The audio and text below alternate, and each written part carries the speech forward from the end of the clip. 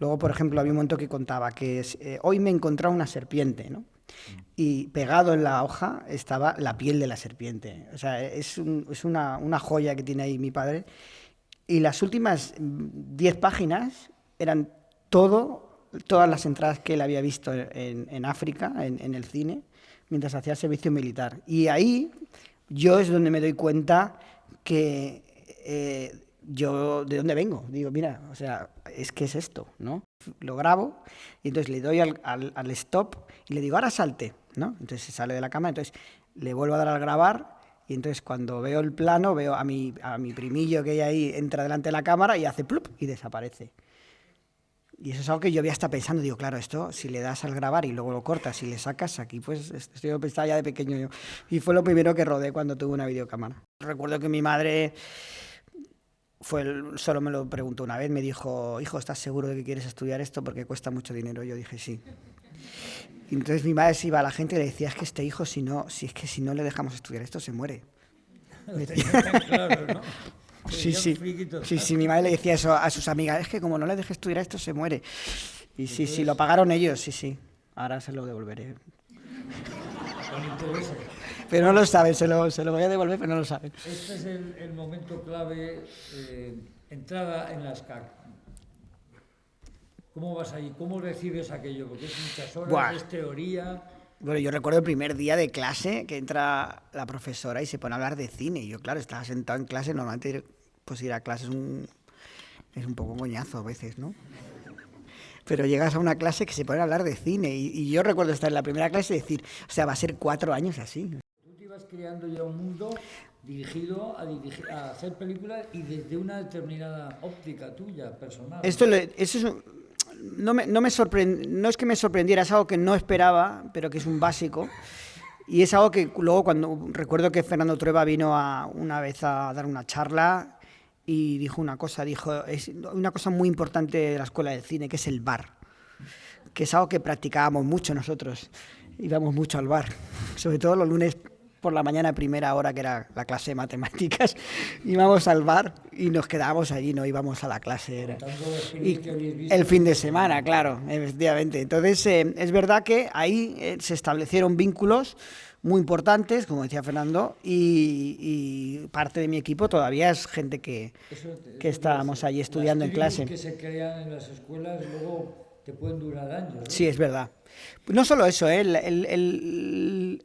hay una disciplina de escuela. Nosotros, por ejemplo, cuando rodábamos, la asignatura estaba estipulada de una forma que tú podías dirigir un corto, pero la semana siguiente te tocaba ser director de fotografía y a la semana siguiente te tocaba ser montador. Y luego hay una manera de trabajar en la que cuando alguien rueda algo se lo enseña a los otros y los otros opinan. Y eso es algo que seguimos haciendo hoy en día, y no solo con gente de la escuela. Puede venir solo, que es lo que es el instinto, ¿no? Cuando haces algo y no sabes por qué, pero hay algo que te dice tienes que ir en esa dirección, viene de ahí. Es decir, yo he seguido mucho mi instinto y es lo más difícil de la profesión, ¿no? Porque yo recuerdo cuando daba clase en la SCAC, que yo le decía a los alumnos, yo no quiero que seáis el siguiente Spielberg, no quiero que seáis el siguiente Almodóvar, quiero que seáis vosotros. Entonces, lo más difícil, porque además en la escuela se entra muy joven, con 18 años, lo más difícil es desarrollar un criterio personal. Es realmente saber lo que quieres contar y lo que te gusta, porque en esas épocas estás todavía desarrollándote tú mismo como persona. Así que muchas veces es el instinto, es el escuchar una voz que te dice hay que tirar por allí, y el saber reconocer eso es lo que te permite que encuentres esa voz interior. Hay un experto en mitología que se llama Joseph Campbell, que es en quien se inspira George Lucas cuando hace Star Wars. Es un historiador, es un filósofo y es un experto en mitología, que dice que todos tenemos una canción que nos encanta y que nos daría mucha vergüenza que los demás supieran que nos gusta. El guión del orfanato era un guión, en verdad yo estaba trabajando, yo conocí a Sergio Sánchez por lo que os decía un poco de los festivales. Yo conozco a Sergio Sánchez, que es el guionista en el festival de cine, un festival de cine en Mallorca.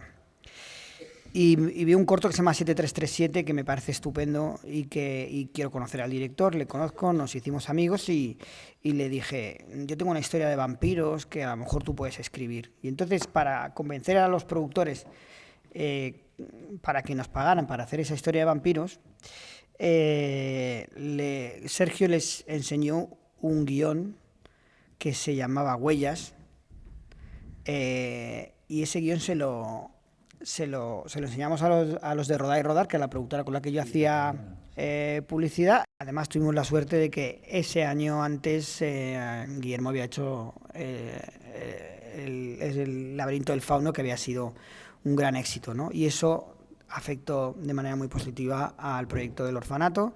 Nosotros lo que hicimos fue hacer un dossier, bueno, aparte de trabajar el guión lo máximo que pudimos.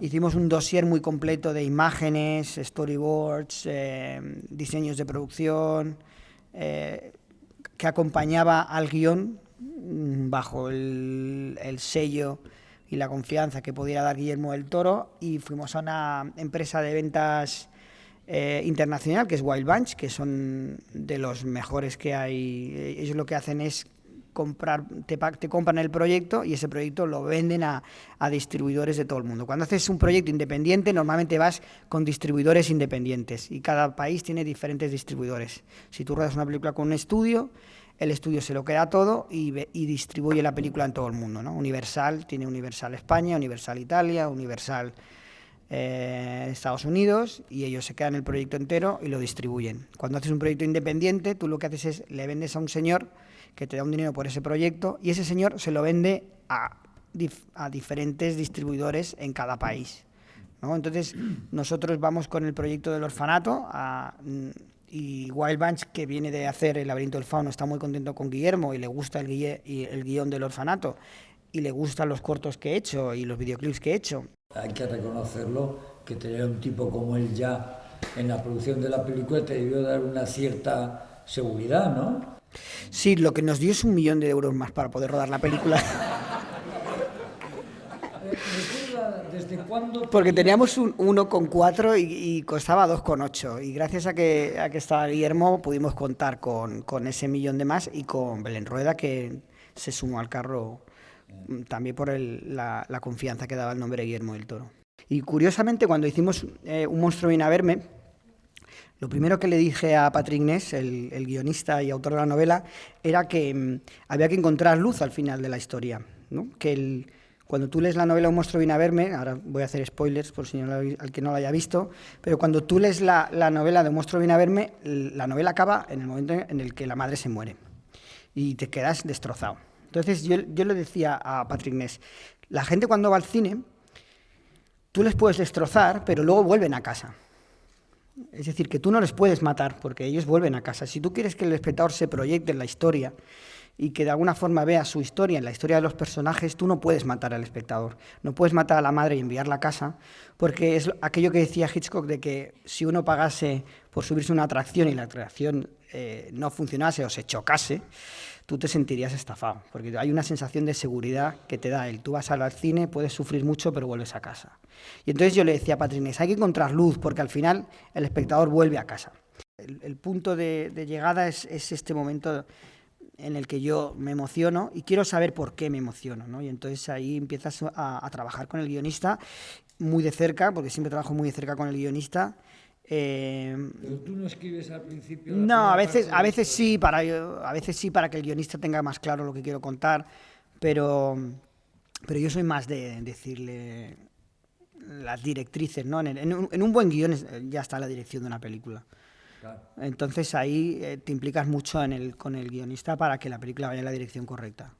Y el tema, tú has citado un director que yo le tengo mucha estima y me gusta muchísimo, Julio Medem, que él en más de una ocasión contaba en charlas que hemos tenido de este tipo el mundo de los sueños. Él es un director que ha hecho mucha película a partir de los sueños. ¿Los sueños para ti han tenido alguna significación? ¿De alguna manera has jugado con ellos? Bueno, yo soñaba siempre que volaba de pequeño, que luego lo he descubierto que mi padre soñaba lo mismo. ¿no? Y eso pues ahí pues cada uno que saque sus propias conclusiones, pero te da una idea de qué tipo de cine me gusta. Cuando tú ves el cine de Haneke, que yo es un cine que me gusta mucho, pero no es especialmente un cine que te haga volar, ¿no? Entonces yo sí que soñaba que volaba y me imagino que las películas que hago van en esa dirección. Generalmente los actores quieren que les dirijas, eso es lo primero, o sea, quieren tener la seguridad de que hay una persona en el set que sabe lo que está haciendo y que sabe hacia dónde hay que tirar, ¿no? Y luego siempre con los actores siempre he tenido, me he llevado siempre bien con todos y siempre les he dejado mucho espacio para llevar su personaje adelante. Siempre con la idea muy clara de hacia dónde va el personaje, pero siempre escuchando, ¿no? Esto con los actores, yo recuerdo que pues haciendo lo imposible y estás delante de Naomi Watts y ella quiere hacer la escena de una determinada manera y tú no lo ves de ninguna forma y al final le dices, bueno, mira, vamos a hacer la escena como yo quiero y cuando ya yo lo tenga, pues hacemos una versión como la que tú quieres y vemos si funciona, ¿no? Directores que les da el gusto de que, sí. de que hagan y luego... Sí, porque siempre, luego, o sea, por ejemplo, Naomi Watts es una actriz extraordinaria con un instinto maravilloso, entonces te puede sorprender y decir, pues es verdad, y además incluso a veces te puede sorprender en la sala de montaje, ¿no? No, en el set puede ser que no lo veas y en la sala de montaje no hay para mí peor cosa que llegar a la sala de montaje y pensar, pues tenía razón y no lo tengo. Entonces intenta tenerlo todo, ¿no? Llega con todo el material que puedes a la sala de montaje para que puedas jugar después con eso. Pero ahora se puede hacer todo. Sí. Cuando tú te enfrentas a ese escenario que yo he visto en la Ciudad de la Luz, donde rodaste algunas escenas con lo que es la piscina y lo que es esos fondos, ¿no?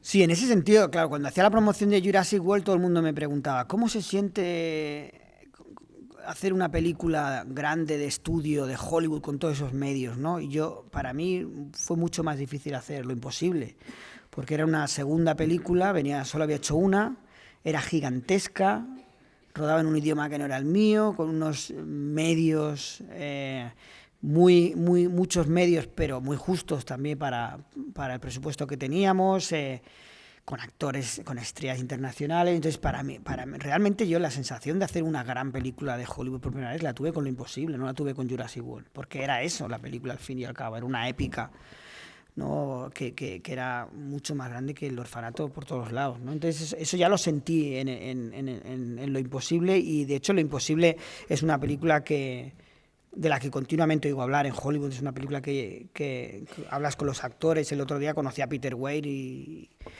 la había visto y entonces empezamos una conversación muy larga sobre la película y todos los actores con los que hablo, los directores, el otro día con Asghar Farhadi, que es un director muy opuesto en ese sentido, ¿no? Pero el tío lo había visto y estuvimos hablando sobre la película y yo hablaba sobre la suya. Es decir, que es una película que con el tiempo mucha gente ha visto y que es la película por la que Spielberg me ofrece hacer Jurassic World, ¿no? Y en ese momento me llega un guión de John Logan fantástico, que es un guionista increíble, y encima tenía la posibilidad de recrear en un episodio, poner junto a Dorian Gray con los vampiros, con Frankenstein, con un equipo fantástico. Estaba Gabriela Pescucci, que tenía un Oscar por El vestuario de la Edad de la Inocencia, la tenía haciendo el diseño de vestuario, unos decorados fantásticos, de un tipo inglés pero que vivía en Sevilla, que tenía un acento muy gracioso. Y la verdad es que fue muy interesante, lo trabajamos casi como si fuera una peli, porque nos rodábamos con 2 cámaras, pero yo prácticamente en Dublín, se rodó en Dublín. Y con un casting también muy bueno, trabajé con Eva Green, que es una actriz fantástica, con la que me ven muy bien. Porque, o sea, que tuviste muchos medios y eso... Sí, había muchos medios, sí. Estupendo, ¿no? Había muchos medios porque además era el episodio piloto, entonces ahí se suelen gastar el dinero. Era una historia que hablaba de muchas cosas que hablaba ya en las otras películas, ¿no? Y sobre todo yo cuando realmente... Porque yo tuve unas primeras reuniones con Patrick Ness que no fueron bien, no nos entendimos. Entonces él se fue a seguir encontrándose con otros directores y al cabo de 6 meses yo seguía con la historia en la cabeza y nos volvimos a sentar y ahí ya fue mejor y empezamos a entendernos y al final nos entendimos muy bien. Y un poco mi conversación iba en que él estaba muy preocupado con que la madre al final no muriese al final, porque todos los productores en Hollywood decían que al final la madre tenía que vivir. Claro, yo le decía, a ver, o sea, esto sería ir en contra de la esencia del relato, y yo sí que le insistía en la posibilidad en encontrar luz, ¿no? Y eso lo encuentro yo con la idea esa de que el niño dibuja compulsivamente y la escena final, ¿no? Claro, era yo. Esa es la forma que tienes tú de enriquecer el proyecto, ¿no? Aportando tu mirada, aportando tu experiencia, ¿no? Tus cosas que hacen que te impliques. Yo la siento como la película más personal que he hecho, Un monstruo viene a verme, y ahí está volcado mucho la relación que yo he tenido siempre con mi padre, cómo mi padre me enseñó a dibujar, y cómo al final del relato ese niño entiende que hay una renuncia, ¿no? Que hacerse mayor significa decir, aceptar que hay que decir adiós a las cosas, pero sin embargo está preparado para afrontar el futuro gracias a las herramientas que le ha dejado su madre, ¿no? Y eso es un poco lo que yo le vendía a Patrick Ness. Dije, hay que buscar luz al final, porque el público vuelve a casa. Podrá volver devastado como vuelve ese niño, pero tiene que haber una esperanza, porque hay vida. Mientras hay vida hay esperanza, ¿no? O sea que te vistes ya, creo que era la primera vez en que te vistes la presión que pueden tener los productores para influirte en un final cut, o sea, un final de la película. No, eso como la productora era Belén. ¿Tú te lo reservas siempre por contrato? Sí, claro, nosotros aquí la suerte que tenemos en Europa es que entendemos claramente que la película la dirige, es del autor, es del director. Eso no se cuestiona, y espero que no se cuestione, porque veo que cada vez más se copian maneras de hacer del cine de Hollywood, que algunas no son buenas. Hay muchas que son buenas, pero hay algunas que no son buenas, ¿no? Y empezamos a obsesionarnos con el pitch y con el final cut y esas cosas que son... Y contestar 2 o 3 finales, que eso se hace muy con los test de audiencia y tal, y yo creo que hay que vigilar con eso. Nosotros tenemos la suerte que hemos crecido en una cultura que siempre ha valorado a las personas por encima del negocio, y eso se entiende perfectamente en España, y las 3 producciones que he hecho en España siempre he tenido el final cut, y no sentí esa presión. La sentí más en Jurassic, porque en Jurassic no tienes el final cut, y ahí pues intentase que de alguna forma pues la visión final de la película sea lo más parecida a la visión que tienes tú. Yo cuando aprendo cine lo aprendo viendo películas de Spielberg, y las películas de Spielberg me hablan de una forma muy directa, muy especial, y cuando tengo la suerte de poder sentarme y trabajar con Spielberg, te das cuenta que cómo estamos en sintonía, ¿no? Yo, por ejemplo, hace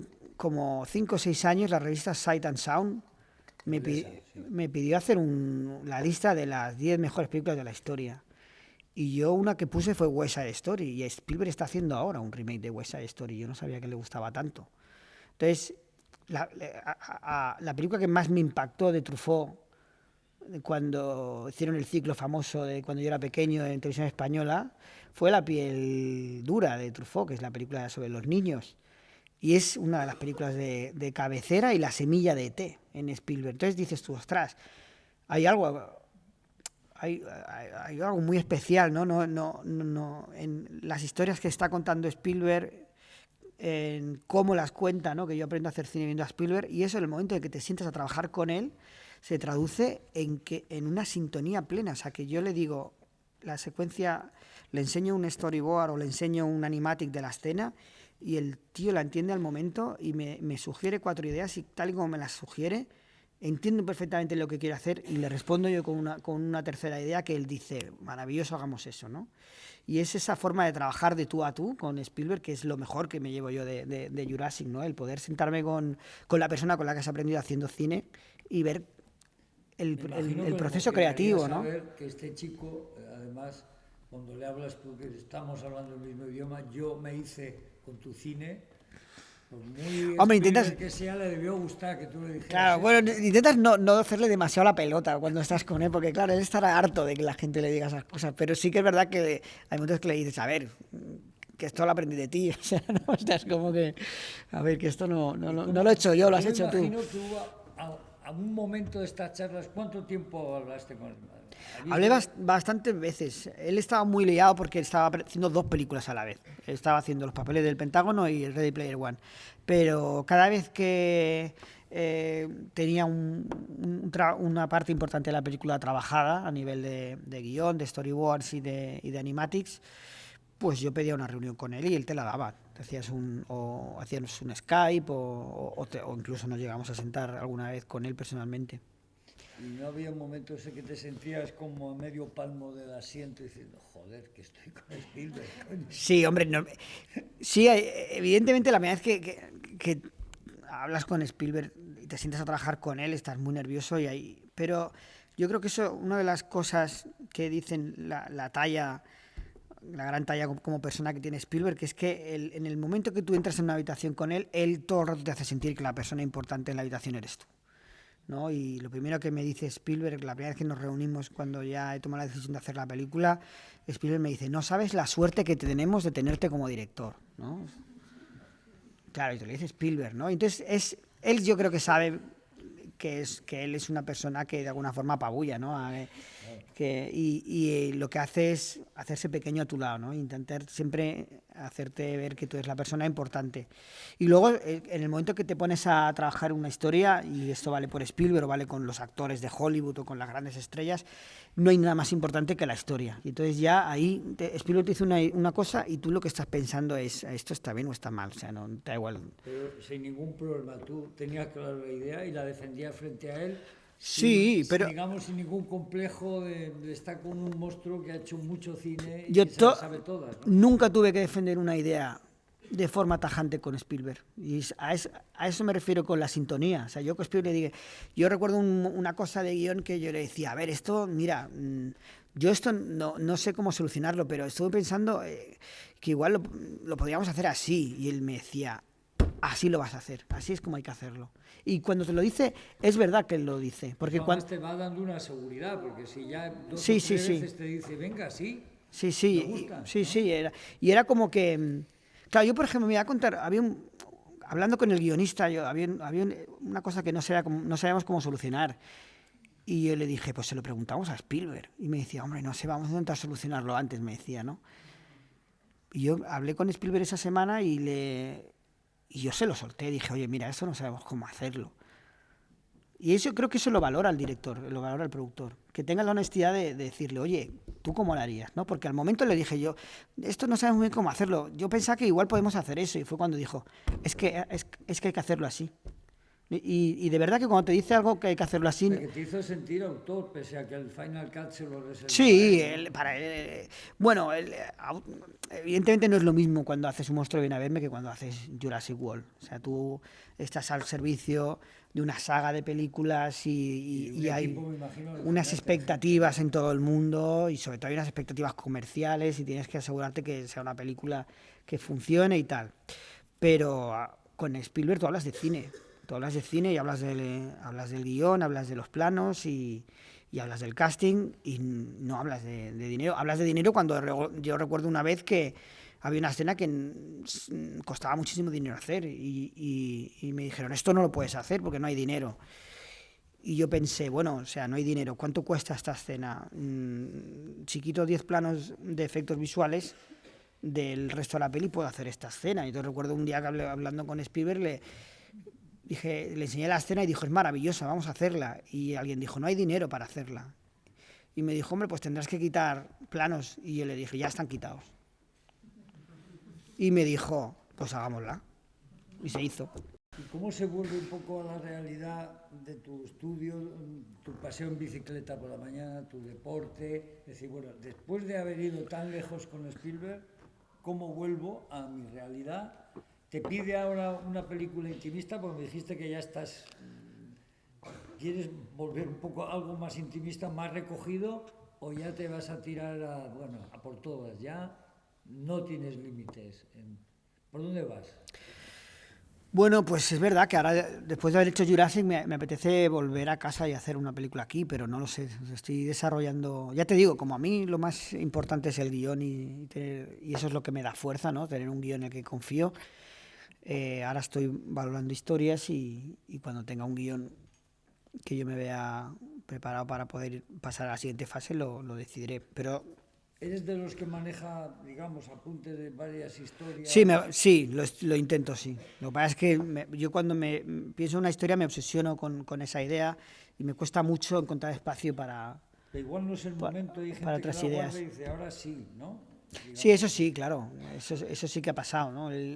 Pero ahora ya te digo, tengo la suerte de poder estar desarrollando aquí un proyecto y a la vez estar leyendo guiones de fuera y Un en poco principio... de reposo, ¿no? Me imagino, después de tanto, Sí, ¿no? Porque me imagino que ya lo hago, ¿eh? O sea, ahora... no solo rodar, toda la promoción, toda la oferta esa que hablábamos que ofrecieron Iracán, la posibilidad de repente de verte allí, de todo lo que implica una película de Spielberg en tu papel de promoción y marketing de la película, yo creo que eso te debe dejarte un poco agotado y con las neuronas un poco bailando, ¿no? O sea, Sí, sí, sí. Realmente hay una cosa que curiosa que cuesta intentar siempre separar la obra de la persona, ¿no? O sea, que si la película es bien recibida o mal recibida, es la película, no eres tú, ¿no? Pero como director es muy difícil en poner esa... abstraerte. abstraerte, ¿no? Entonces te sientes muy expuesto. Entonces siempre hay muchos nervios cuando presentas una película y hay cosas que te descolocan, ¿no? O sea, ya lo que te decía, ¿no? O sea, realmente cuando uno mira las críticas en Estados Unidos son más tibias, ¿no? No son malas críticas, pero son tibias, y en cambio las mejores que he tenido nunca en Francia, ¿no? Y dices tú, ¿no? Y dices tú, tampoco es la mejor película que he hecho, ¿no? O sea, yo me gusta más otras películas, Me pero quedan y estoy contento de ellas, estoy muy contento. que me contabas ayer que has estado en Lyon, en esa especie de gran circo donde se reúnen todos los grandes directores del mundo. Joder, ¿y cómo te has sentido rodeado de todos los pedazos de directores que te dan la palmada y te dicen que muy bueno lo tuyo?